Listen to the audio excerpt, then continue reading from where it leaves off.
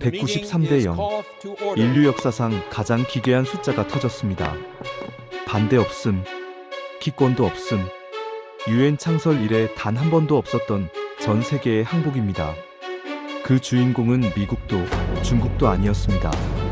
바로 대한민국입니다. 더 소름 돋는 건 따로 있습니다. 일본이 가장 먼저 손을 들었습니다. 한국을 지지합니다. 중국도 거부권을 포기했습니다. 한국의 리더십을 인정합니다. 6개월 전만 해도 삼성이나 만드는 나라라며 비웃던 강대국들이 전부 무릎을 꿇은 겁니다. 도대체 그 사이 무슨 일이 벌어진 걸까요? 아무도 몰랐던 한국의 15년 비밀작전. 미국 국무부 고위 관료였던 제가 목격한 그 충격적인 전말을 지금 공개합니다. 시작하기 전 구독과 좋아요, 그리고 대한민국 파이팅 댓글로 한국을 응원해주세요. 워싱턴의 아침은 유난히 차가웠습니다. 제 이름은 데이비드 스턴. 미국 국무부에서 23년을 일했습니다. CIA 분석관을 거쳐 동아시아 태평양 부차관보까지 올랐죠. 수많은 외교 현장을 봤습니다. 냉전, 중국의 부상, 러시아의 도발, 전부 제 눈앞에서 일어났습니다. 하지만 그날 아침은 달랐습니다.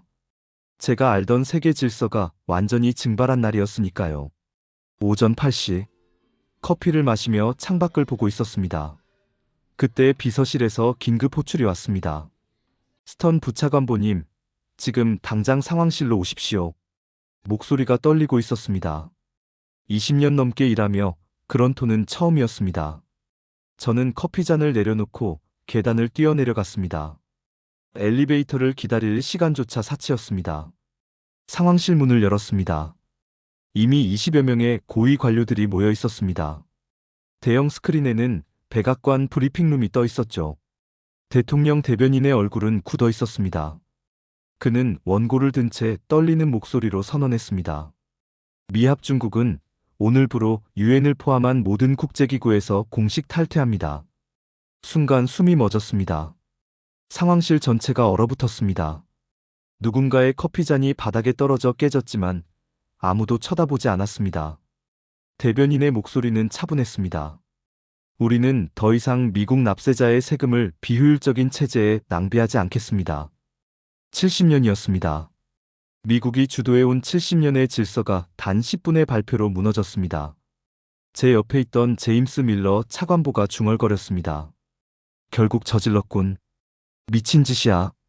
밀러는 30년 경력의 강경파였습니다. 그런 노련한 외교관조차 표정이 일그러져 있었습니다. 회의는 엉망이었습니다. 유럽, 중동, 아프리카 담당자들이 소리를 높였습니다. 미국 없는 안보리가 어떻게 돌아갑니까? 당장 분쟁 지역들은 어쩌라는 겁니까? 밀러는 코웃음을 쳤습니다. 작동? 안보리가 언제 제대로 작동한 적이나 있었나? 이제 각자 도생이야. 알아서들 하라고 해. 그는 짜증 섞인 목소리로 회의를 주도했습니다. 미국의 이익이 걸린 곳만 챙기고 나머지는 버리라는 논리였습니다. 저는 조용히 물었습니다. 한국과 일본은 어떻게 합니까? 밀러가 웃더군요. 한국? 걔네는 우리가 지켜주는 나라잖아. 발등에 불이 떨어졌으니 우리 바짓가랑이를 붙잡겠지. 주한미군이 있는데 걔네가 뭘 하겠어? 그때는 저도 그 말이 맞다고 생각했습니다. 한국은 반도체나 만드는 나라, 미국 없이는 한순간도 버티지 못할 나라. 그게 제가 배운 상식이었습니다. 하지만 그 오만이 얼마나 처참한 결과를 불러올지 저는 꿈에도 몰랐습니다. 일주일 뒤, 저는 제네바 유엔 본부로 향했습니다. 미국이 빠진 뒤 처음 열린 다자 회의. 거대한 회의장에 각국 대표들이 모였지만 분위기는 참담했습니다. 70년간 회의장을 지키던 성조기가 사라진 자리. 그 빈 책상 하나가 세계의 공백을 증명하고 있었습니다. 영국 대표가 입을 열었습니다. 미국의 빈자리를 누가 메울 것인가? 프랑스는 이유를 제안했고 독일은 회의적인 반응을 보였습니다. 그 틈을 타중국 대표가 눈을 번뜩이며 말했습니다. 중국이 더 큰 책임을 질 준비가 되어 있습니다. 하지만 러시아가 바로 비웃었죠. 공짜로 말입니까? 당신들의 조건은 너무 뻔하군요. 서로 삿대질하며 싸우던 그때 나이지리아 대표가 조용히 손을 들었습니다. 침착해 보이는 50대 여성이었습니다. 그녀가 말했습니다. 한국은 어떻습니까? 순간 회의장이 고요해졌습니다. 그리고 1초 뒤 일본 대표 야마모토가 웃음을 터뜨렸습니다. 한국이요? 기술력은 인정하지만 국제 안보를 논하기엔 너무 가벼운 나라 아닙니까? 프랑스 대표도 거들었습니다. 한국은 지역 강국 수준이죠. 글로벌 리더십은 다른 차원의 문제입니다. 나이지리아 대표는 뭔가를 더 말하려 했지만 중국 대표의 비웃음에 가로막혔습니다. 그렇게 한국이라는 이름은 복도 끈 먼지처럼 사라지는 듯 했습니다. 회의가 끝나고 야마모토가 제게 다가와 커피를 권했습니다. 스턴 씨, 방금 한국 얘기 들으셨죠? 아프리카 국가들은 정말 현실을 모른다니까요. 주한미군 철수 소식에 벌벌 떨고 있을 한국이 뭘 하겠습니까? 저도 같이 웃었습니다. 동감입니다. 한국은 아직 멀었죠. 그날 밤, 저는 밀러 차관보에게 보고서를 보냈습니다. 한국 관련 언급이 있었으나 실질적 역할 기대 없음. 기술국가 이미지에 그침. 보고서를 보내고 창밖의 레만 호수를 바라봤습니다. 제네바의 밤은 고요했지만 세계는 이미 타오르기 시작했습니다. 미국이 빠진 지 고작 한 달. 아프리카에서 비극이 터졌고 아시아에선 유례없는 자연재해가 덮쳤습니다. 강대국들이 서로의 이익을 계산하며 계산기를 두드리는 동안 수만 명의 사람이 죽어갔습니다. 아무도 책임지지 않는 세계. 그때까지만 해도 저는 확신했습니다. 한국은 미국 없이 아무것도 아니라고. 하지만 6개월 뒤 제가 다시 그 회의장에 섰을 때 저는 제가 쓴 보고서를 제 손으로 찢어야만 했습니다. 그리고 제가 비웃었던 그 나라, 대한민국이 전 세계를 상대로 벌인 15년의 비밀을 마주하게 됩니다. 도대체 한국은 그 혼란스러운 6개월 동안 무엇을 하고 있었던 걸까요? 아무도 보지 않는 곳에서 그들이 조용히 움직이기 시작한 현장으로 저 데이비드 스턴이 직접 가보겠습니다. 세계는 말 그대로 아수라장이었습니다. 미국이 유엔 안보리에서 손을 뗀 지 석 달째, 아프리카 소말리아와 에티오피아 국경지대에서 대규모 무장 충돌이 터졌습니다. 난민 12만 명이 발생했고 하루에만 수백 명의 아이들이 굶주림과 총탄에 쓰러졌습니다. 하지만 누구도 나서지 않았습니다. 중국은 항구 이용권을 요구했고 유럽은 자기들 국경 넘지 말라며 성벽만 쌓았습니다. 저는 밀러 차관보에게 출장 허가를 받았습니다. 상황 파악만 하고 오게. 어차피 우리가 개입할 일은 없으니까. 밀러의 목소리는 여전히 냉소적이었습니다. 저는 케냐 나이로비를 거쳐 소말리아 국경 인근의 난민 캠프 답으로 향했습니다. 섭씨 42도. 비행기 문이 열리자마자 숨이 막히는 열기가 폐를 찔렀습니다. 그런데 이상했습니다. 분명 며칠 전 정보 보고에는 교전 격화, 사망자 급증이라고 적혀 있었는데 현장은 묘하게 정돈되어 있었습니다. 저를 맞이한 현지 NGO 코디네이터 사라암기가 저를 지프차에 태우고 국경 초소로 향했습니다. 스턴 씨, 저걸 보세요. 사라가 가리킨 곳엔 거대한 안테나와 태양광 패널이 설치된 철탑들이 서 있었습니다. 상당히 정교한 레이더 장비였습니다. 저게 뭡니까? 유엔 장비인가요? 제 물음에 사라가 고개를 저었습니다. 아니요. 한국에서 설치한 조기 경보 시스템입니다. 저는 제 귀를 의심했습니다. 장비 측면으로 다가가자 선명한 글자가 보였습니다. 대한민국 국제협력단 KUICA 제공. 한국이요? 여긴 미국도 포기한 분쟁 지역입니다. 한국이 왜 여기에 이런 걸 설치하죠? 사라는 낡은 지프차 핸들을 두드리며 웃었습니다. 2달 전에 조용히 와서 깔고 갔어요. 이 시스템이 설치된 뒤로 기습 공격이 불가능해졌습니다. 무장 세력이 움직이면 반대편에 실시간으로 경보가 가거든요. 서로가 서로를 보게 되니까 싸울 명분이 사라진 겁니다. 충격적이었습니다.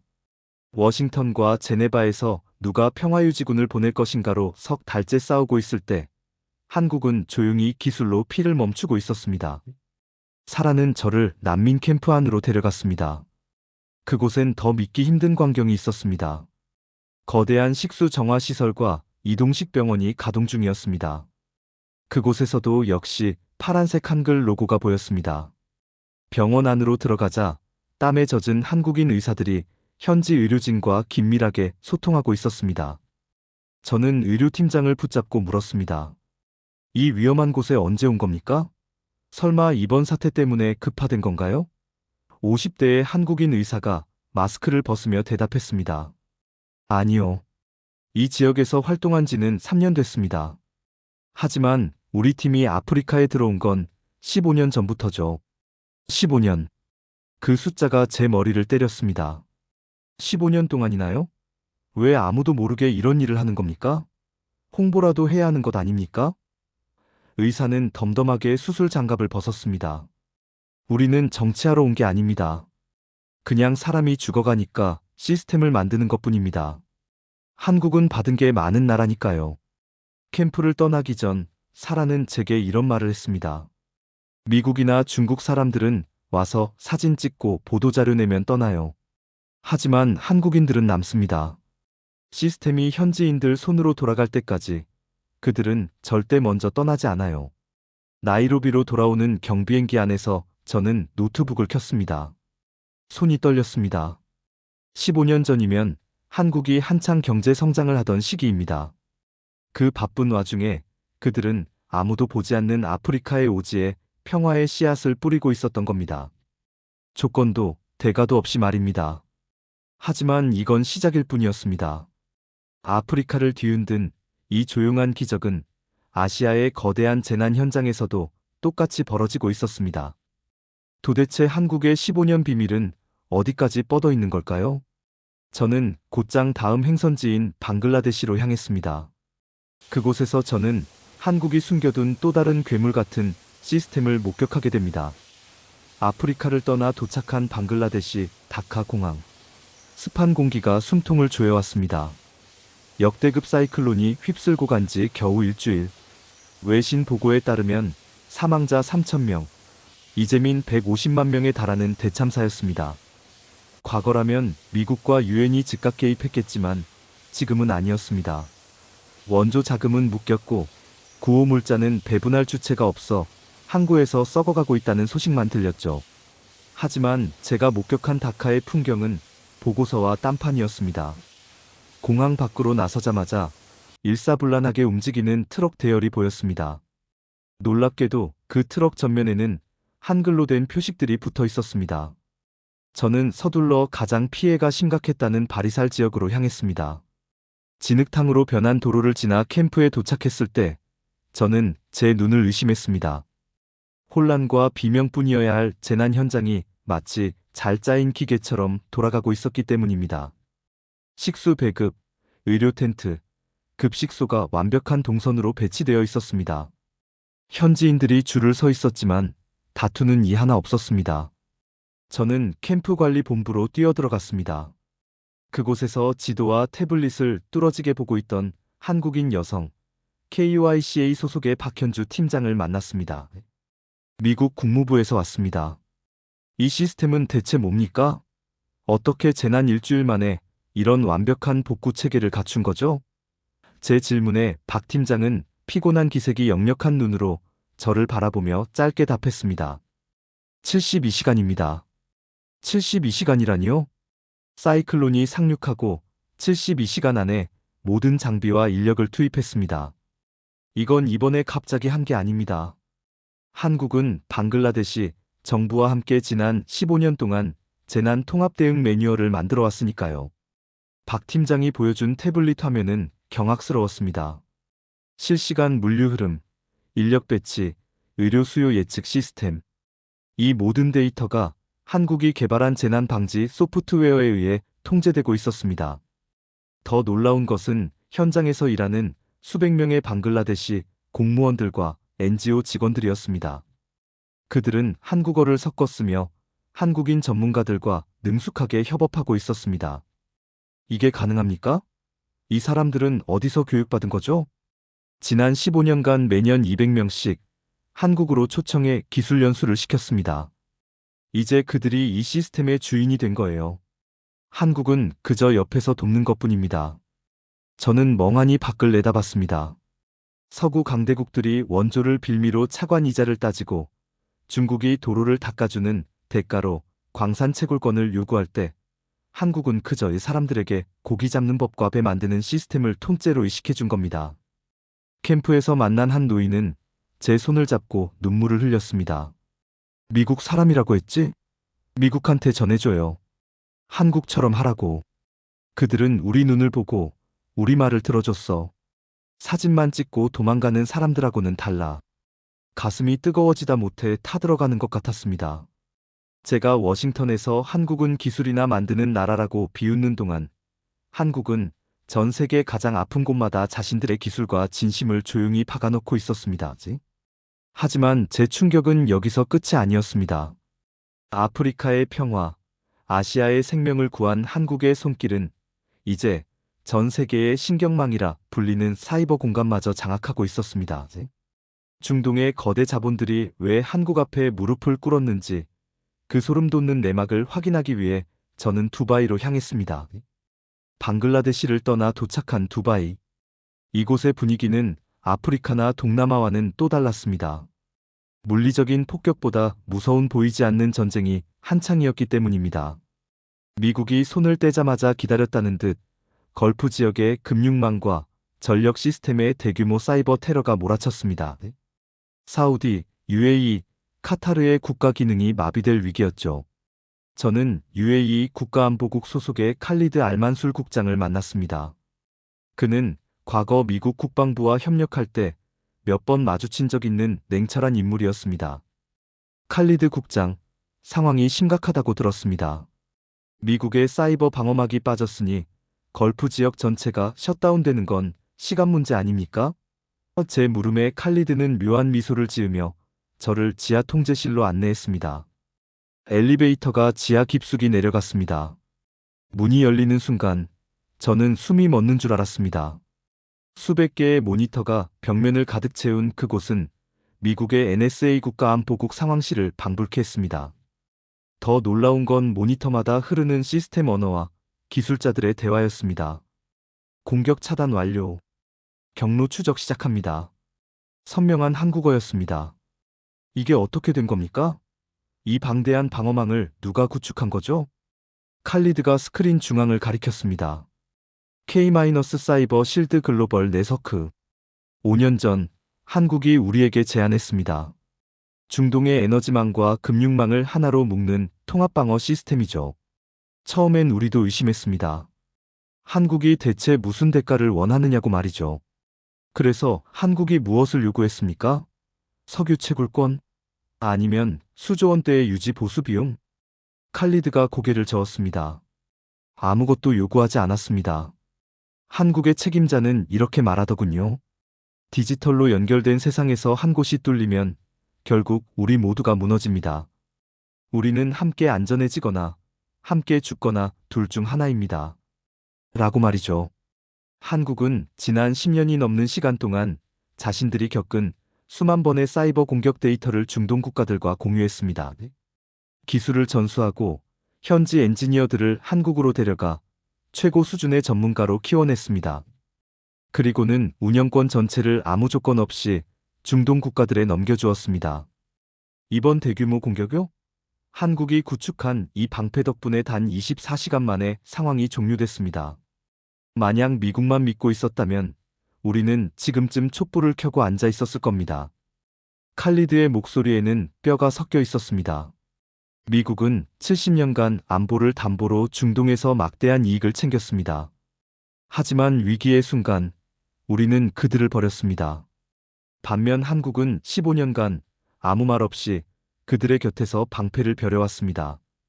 그리고 그 방패가 지금 중동의 심장을 살려낸 겁니다. 저는 떨리는 손으로 밀러 차관보에게 보고서를 쓰려다 멈췄습니다. 이미 제가 아는 상식은 무용지물이었습니다. 아프리카, 아시아, 중동. 전 세계의 혈관마다 한국이라는 이름의 백신이 흐르고 있었습니다. 이제 세계의 시선은 하나로 모이고 있었습니다. 뉴욕 유엔 본부. 미국이 떠난 빈자리를 누가 채울 것인가를 두고 열릴 운명의 고위급 회의. 그곳에서 벌어질 일은 제가 상상할 수 있는 범위를 이미 넘어서고 있었습니다. 193개국이 한국 앞에 무릎을 꿇기까지 이제 단 한 번의 회의만이 남았습니다. 워싱턴으로 돌아온 지 사흘 만에 다시 제네바로 날아갔습니다. 유엔 유럽 본부의 분위기는 차갑게 얼어붙어 있었습니다. 미국이 탈퇴한 지 어느덧 6개월, 세계 곳곳에서 터지는 비명을 더는 외면할 수 없는 임계점에 도달한 겁니다. 회의장 입구에서 일본 외무성 심의관 야마모토를 다시 만났습니다. 그의 얼굴은 반년 전의 여유를 완전히 잃은 채 헬쑥해져 있었습니다. 스턴 씨 소식 들었습니까? 오늘 회의 의제가 새로운 안보 주도국 선출이랍니다. 유럽과 중국이 아주 단단히 준비한 모양이에요. 야마모토의 목소리는 떨리고 있었습니다. 일본 역시 미국의 빈자리에서 터져나오는 안보 불안을 감당하지 못하고 있었으니까요. 회의가 시작되자 예상대로 진흙탕 싸움이 벌어졌습니다. 프랑스 대표는 EU의 정통성을, 중국 대표는 자신들의 막대한 자금력을 앞세우며 서로가 적임자라고 소리쳤습니다. 3시간째 이어진 평행선. 그때 옵저버 자격으로 구석에 앉아있던 EU의 수석 통계관이 단상으로 올라왔습니다. 서로 주도권을 잡겠다고 싸우기 전에 지난 6개월간의 현실을 먼저 보시죠. 스크린에 거대한 세계 지도가 펼쳐졌습니다. 붉게 타오르던 분쟁 지역들이 하나둘 초록색으로 변하기 시작했습니다. 소말리아의 교전율 80% 감소, 방글라데시 재난 복구율 95% 달성, 중동 사이버 공격 차단율 99.9%. 모든 지표가 기적 같은 수치를 가리키고 있었습니다. 회의장은 찬물을 끼얹은 듯 조용해졌습니다. 영국 대표가 떨리는 목소리로 물었습니다. 이게 어떻게 가능합니까? 미국도 유엔도 예산을 끊었는데 누가 이 비용을 감당했단 말입니까? EU 통계관이 화면을 넘겼습니다. 거기엔 우리 모두를 경악하게 만든 숫자가 박혀 있었습니다. 대한민국 지난 15년간 총 투자 127조 원, 파견 인력 4만 7천 명, 협력 네트워크 47개국. 우리가 여기서 주도권 싸움을 하며 회의만 700번을 넘게 하는 동안 한국은 실전에서 증명했습니다. 지난 15년간 아무 조건 없이, 정치적 이득도 없이 뿌린 씨앗들이 지금 전 세계를 지탱하고 있는 유일한 버팀목입니다. 야마모토의 얼굴이 창백해졌습니다. 127조요? 그 돈이면 일본의 한 해 국방비에 맞먹는 수준인데 그걸 아무 데가 없이 쏟아부었다는 게 말이 됩니까? 그 순간 회의장 맨 뒷좌석에서 한국 측 대표가 조용히 일어났습니다. 한국 외교부의 김서영 조정관이었습니다. 그녀는 화려한 수사학도, 강압적인 어조도 쓰지 않았습니다. 그저 덤덤하게 말했습니다. 우리는 리더가 되기 위해 이 일을 한 게 아닙니다. 70년 전 세계가 한국의 눈물을 닦아주었을 때 우리는 결심했습니다. 다시는 이 지구상에 우리 같은 눈물을 흘리는 나라가 없게 하겠다고 말입니다. 이것은 원조가 아니라 우리가 세계에 진 빚을 갚는 상환일 뿐입니다. 상환이라는 단어가 회의장 천장을 때리고 돌아왔습니다. 조건부 지원에 익숙했던 강대국 대표들은 고개를 들지 못했습니다. 저 역시 책상 밑으로 손을 떨었습니다. 제가 삼성이나 만드는 나라라며 조롱했던 그 기술력이 사실은 인류의 생명줄을 쥐고 있었다는 사실에 온몸에 소름이 돋았습니다. 회의는 결론을 내지 못한 채 휴회되었습니다. 하지만 복도의 공기는 이미 바뀌어 있었습니다. 각국 대표들이 한국 측 관계자들에게 몰려가 악수를 청하기 시작했습니다. 야마모토조차 본국과 긴박하게 통화를 하며 연신 믿을 수 없다는 말만 반복했습니다. 이제 모든 시선은 뉴욕 유엔 본부로 향했습니다. 193개국 전체 투표. 인류의 새로운 운명을 결정할 단 한 번의 선택. 과연 한국은 그 오만한 강대국들의 거부권을 뚫고 새로운 역사를 쓸 수 있을까요? 그리고 70년 우방이라 자부했던 미국은 이 눈부신 추월 앞에서 어떤 선택을 하게 될까요? 운명의 투표날, 뉴욕의 아침은 다가오고 있었습니다. 운명의 날이 밝았습니다. 뉴욕 이스트 강변에 위치한 유엔 본부 앞은 인산인해를 이뤘습니다. 전 세계의 이목이 이곳으로 쏠렸죠. 의제는 단 하나, 대한민국의 안전보장이사회 상임이사국 추대권이었습니다. 70년 넘게 유지된 피오미 영푸중러라는 철옹성 같은 체제에 한국이라는 새로운 피를 수혈할 것인가를 두고 전 세계가 숨을 죽였습니다. 저는 방청석 맨 뒷줄에 앉아 회의장을 내려다봤습니다. 193개국 대표들의 얼굴엔 팽팽한 긴장감이 감돌았습니다. 특히 상임위 사국석에 앉은 강대국들의 표정은 복잡했습니다. 자신들의 기득권을 나눠줘야 한다는 거부감과 한국 없이는 당장 내일의 세계 질서가 유지될 수 없다는 절박함이 교차하고 있었죠. 사무총장이 단상에 올랐습니다. 오늘 우리는 인류 역사의 새로운 장을 열 준비를 하고 있습니다. 그의 목소리가 거대한 홀에 울려 퍼졌습니다. 미국이 빠진 지난 6개월 세계는 마비되었습니다. 하지만 그 혼란을 수습한 것은 강대국의 군대가 아니었습니다. 이름도 없이 빛도 없이 전 세계에 뿌려진 한국의 신뢰였습니다. 사무총장은 표결에 앞서 대한민국 대표 김서영 조정관에게 발언권을 주었습니다. 김 조정관이 단상으로 걸어나가는 순간 회의장은 바늘 떨어지는 소리가 들릴 만큼 고요해졌습니다. 그녀는 준비해온 원고도 없이 마이크 앞에 섰습니다. 70년 전 한국은 세계 지도에서 사라질 뻔한 나라였습니다. 그때 우리는 세계에 구걸했습니다. 제발 우리 아이들을 살려달라고요. 그녀의 목소리는 낮았지만 단단했습니다. 세계는 우리를 도왔습니다. 아무 조건 없이요. 그 덕분에 오늘 제가 이 자리에 서 있습니다. 그래서 우리는 지난 15년 동안 전 세계를 돌며 그 빚을 갚아왔습니다. 우리가 받은 건 돈이었지만 우리가 돌려준 건 시스템과 신뢰입니다. 김 조정관은 회의장을 천천히 둘러보며 마지막 말을 덧붙였습니다. 한국은 지배하기 위해 이 자리를 원하는 게 아닙니다. 여러분과 함께 생존하기 위해 우리가 가진 모든 시스템을 공유할 준비가 되어 있을 뿐입니다. 연설이 끝나자 찰나의 정적이 흘렀습니다. 그리고 곧이어 아프리카와 동남아시아 대표단 쪽에서부터 박수가 터져나오기 시작했습니다. 그 박수는 파도처럼 번져나가더니 이내 회의장 전체를 집어삼킬 듯한 함성으로 변했습니다. 하지만 진정한 승부는 이제부터였습니다. 찬성표가 아무리 많아도 상임위 사국 중 단 한 나라라도 거부권 비토를 행사하면 모든 게 수포로 돌아갑니다. 특히 중국과 러시아, 그리고 여전히 한국을 경쟁자로 여기는 일본의 움직임이 관건이었습니다. 투표가 시작되었습니다. 스크린에 193개국의 국기가 뜨고 각국 대표들의 손이 버튼으로 향했습니다. 가나 찬성, 베트남 찬성, 독일 찬성. 숫자가 무서운 속도로 올라갔습니다. 찬성 50, 100, 150. 전광판은 순식간에 녹색 불빛으로 가득 찼습니다. 하지만 모두가 주목하는 곳은 단 한 군데, 거부권을 가진 상임이사국들과 미국의 투표창이었습니다. 가장 먼저 이변이 일어났습니다. 일본의 야마모토 심의관이 자리에서 일어나 마이크를 잡았습니다. 일본은 대한민국을 지지합니다. 회의장에 경악 섞인 웅성거림이 일었습니다. 70년간 한국을 견제해온 일본이 먼저 항복을 선언한 겁니다. 이어 중국의 리웨이 부부장이 입을 열었습니다. 중국은 거부권을 포기하겠습니다. 한국의 리더십은 진실했습니다. 이제 마지막 하나가 남았습니다. 미국이었습니다. 저는 제 상사인 밀러 차관보를 쳐다봤습니다. 그의 손이 버튼 위에서 미세하게 떨리고 있었습니다. 미국이 반대하면 한국의 상임위 사국 진출은 좌절됩니다.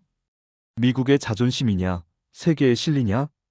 밀러가 고개를 들어 저와 눈이 마주쳤습니다. 저는 간절한 마음을 담아 고개를 끄덕였습니다.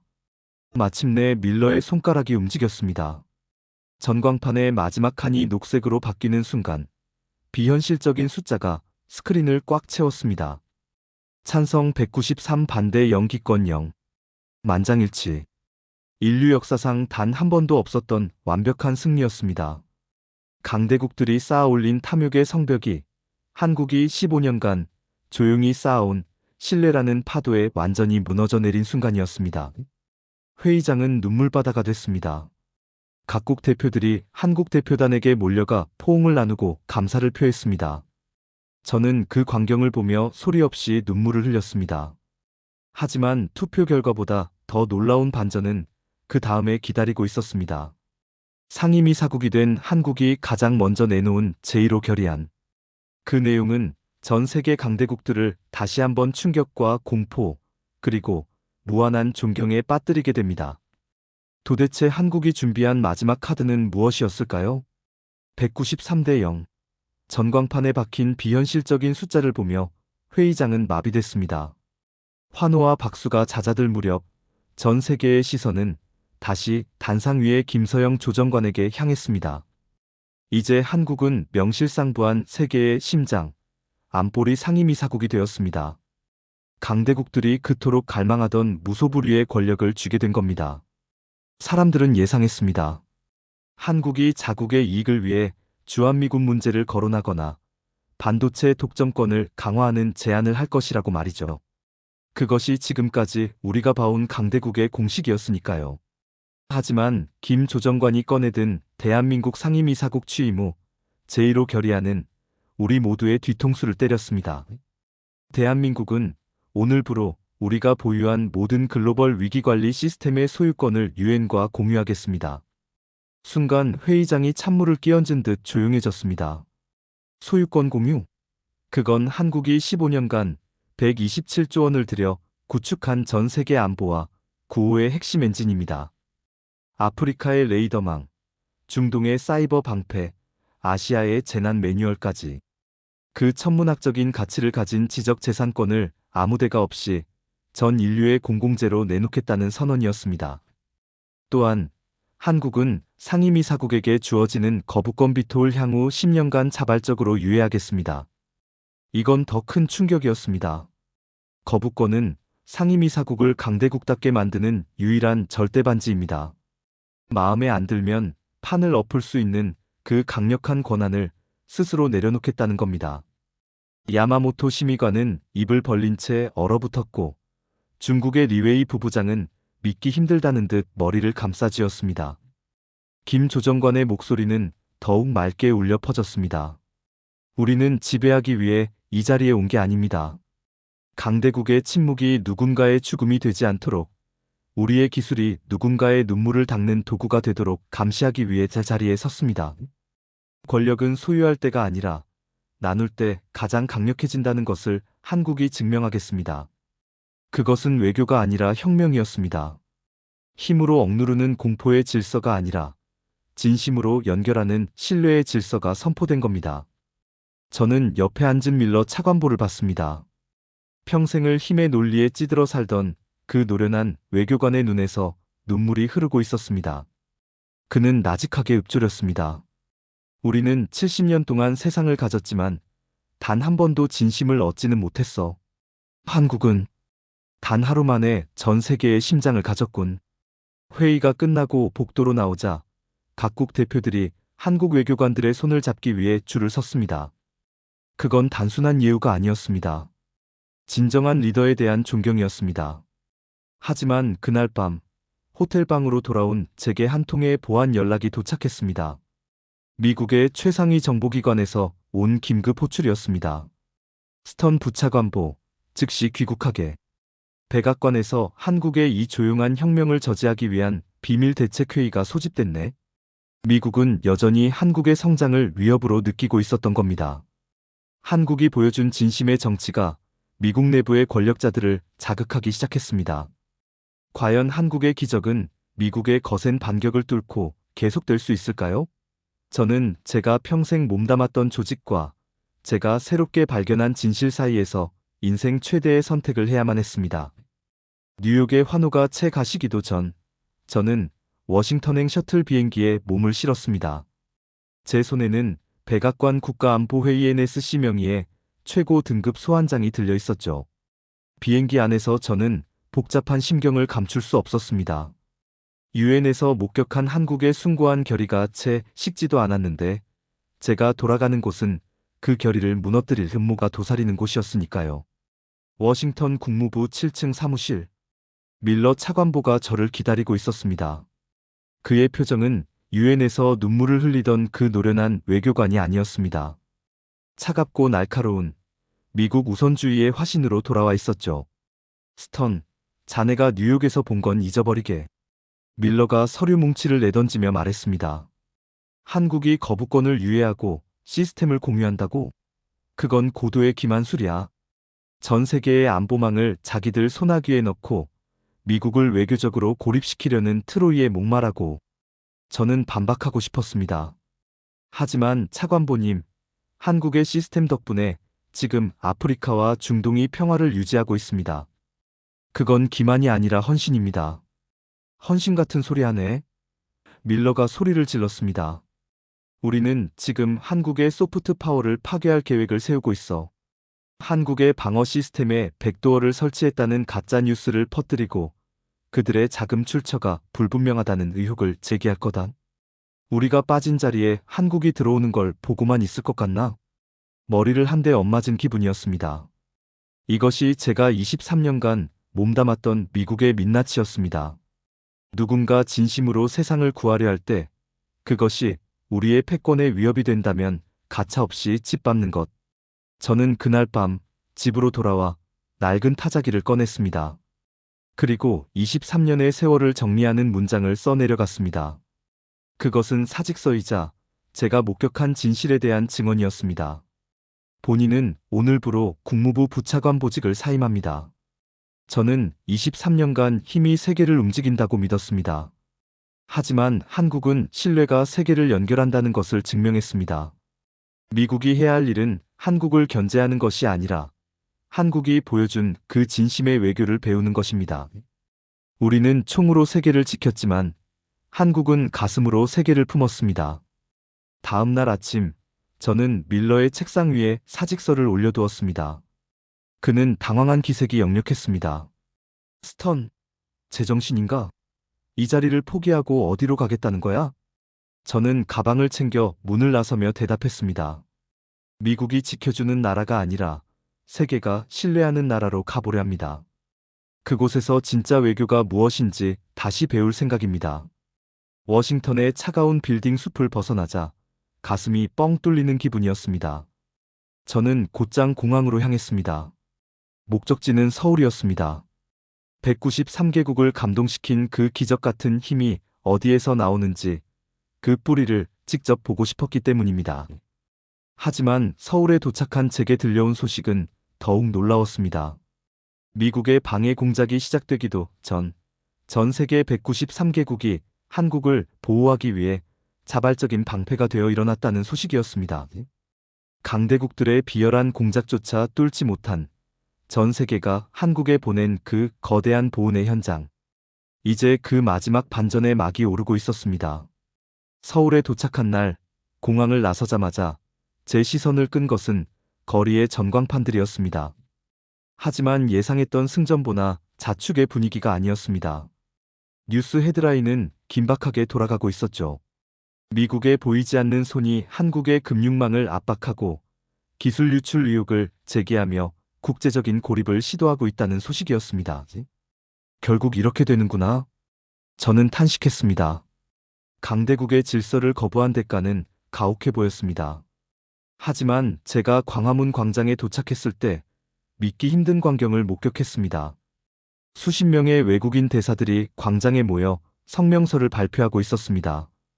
아프리카 연합, 동남아시아 국가연합, 중동의 걸프 협력회의 대표들이었습니다. 그들의 뒤로는 각국에서 보내온 지지 서한이 산더미처럼 쌓여 있었습니다. 대한민국의 시스템은 우리의 생명줄입니다. 한국에 대한 공격은 우리 193개국 전체에 대한 공격으로 간주하겠습니다. 나이지리아 대사가 마이크를 잡고 단호하게 외쳤습니다. 뒤이어 UAE의 대사가 덧붙였습니다. 한국이 우리에게 준 것은 기술만이 아닙니다. 어떤 위협 앞에서도 굴하지 않는 동반자 정신입니다. 우리는 한국의 금융망을 방어하기 위해 우리 국부 펀드 전체를 투입할 준비가 되어 있습니다. 전율이 돋았습니다. 미국의 경제 보복이 시작되자마자 전 세계가 스스로 한국의 방패가 되기를 자처한 겁니다. 이것은 외교사적으로 유례가 없는 일이었습니다. 한 나라가 위기에 처했을 때 전 세계가 자발적으로 자신의 이익을 걸고 보호막을 형성한 사례는 단 한 번도 없었으니까요. 저는 그 길로 외교부에서 근무 중인 김서영 조정관을 다시 만났습니다. 그녀는 쏟아지는 업무 속에서도 평온한 표정이었습니다. 조정관님 보셨습니까? 전 세계가 한국을 위해 싸우고 있습니다. 워싱턴의 공격이 먹히지 않고 있어요. 김 조정관은 창밖의 광장을 내려다보며 미소 지었습니다. 스턴 씨, 우리는 15년 전부터 알고 있었습니다. 진심으로 누군가를 도우면 언젠가 그 진심이 우리를 지켜줄 거라는 사실을요. 이것이 한국이 믿어온 보이지 않는 힘입니다. 그제야 저는 깨달았습니다. 한국이 127조 원이라는 거금을 쏟아부으며 만들려 했던 것은 정교한 기계가 아니었습니다. 바로 전 세계인들의 마음속에 새겨진 지워지지 않는 신뢰라는 이름의 네트워크였습니다. 미국은 위성을 통해 전 세계를 감시했지만 한국은 사람들의 가슴 속에 집을 지었던 겁니다. 그날 오후 백악관으로부터 한 통의 전화가 왔습니다. 사직서를 수리하지 못하겠다는 사실상의 항복 선언이었습니다. 전 세계의 반발에 부딪힌 미국 정부가 결국 한국과의 공조를 다시 요청하기로 결정했다는 내용이었죠. 저는 전화기를 내려놓으며 결심했습니다. 이제 저는 미국의 관료로 돌아가지 않을 것입니다. 대신 한국이 보여준 이 새로운 문명의 문법을 전 세계에 알리는 전령이 되기로 했습니다. 세상을 바꾸는 것은 총칼이 아니라 가장 낮은 곳에서 묵묵히 베푸는 손길이라는 그 단순하고도 위대한 진실 말입니다. 이제 이 긴 여정의 마지막 메시지를 전할 시간이 왔습니다. 왜 우리가 한국이라는 나라에 주목해야 하는지, 그리고 이 기적이 당신의 삶에 어떤 의미인지에 대한 마지막 고백입니다. 저는 지금 서울의 한 작은 카페에 앉아 이 글을 마무리하고 있습니다. 창밖으로 보이는 한국인들의 표정은 평온합니다. 자신들이 전 세계를 어떻게 바꿔놓았는지, 그 거대한 기적의 주인공이라는 사실을 대단히 뽐내지도 않습니다. 그저 묵묵히 자신의 자리에서 최선을 다할 뿐이죠. 제 이름은 데이비드 스턴입니다. 23년간 미국의 국무부에서 일하며 힘이 곧 정의라고 믿었던 오만한 외교관이었습니다. 하지만 지난 6개월간 제가 목격한 것은 제 인생을 송두리째 바꿔놓았습니다. 우리는 흔히 강대국을 정의할 때 군사력과 경제력을 떠올립니다. 하지만 대한민국은 새로운 기준을 제시했습니다. 진정한 강대국이란 가장 위기의 순간에 가장 먼저 달려와 손을 내밀 수 있는 나라, 그리고 그 도움에 어떤 조건도 달지 않는 품격을 가진 나라라는 사실을 말입니다. 193대 0이라는 숫자는 단순히 투표 결과가 아닙니다. 그것은 지난 15년간 이름도 없이 세계 오지를 누빈 한국의 젊은이들, 자신의 기술을 아낌없이 전수한 엔지니어들, 그리고 밤을 새워 환자를 돌본 의사들이 쌓아 올린 신뢰의 성적표입니다. 그들은 총칼로 영토를 점령하는 대신 진심으로 사람들의 마음을 점령했습니다. 미국은 70년간 힘으로 세계를 지켰지만 떠날 때는 하루아침이었습니다. 하지만 한국은 15년간 보이지 않는 곳에서 뿌리를 내렸고 위기가 닥치자 그 뿌리는 전 세계를 지탱하는 거대한 숲이 되었습니다. 이제 세상은 압니다.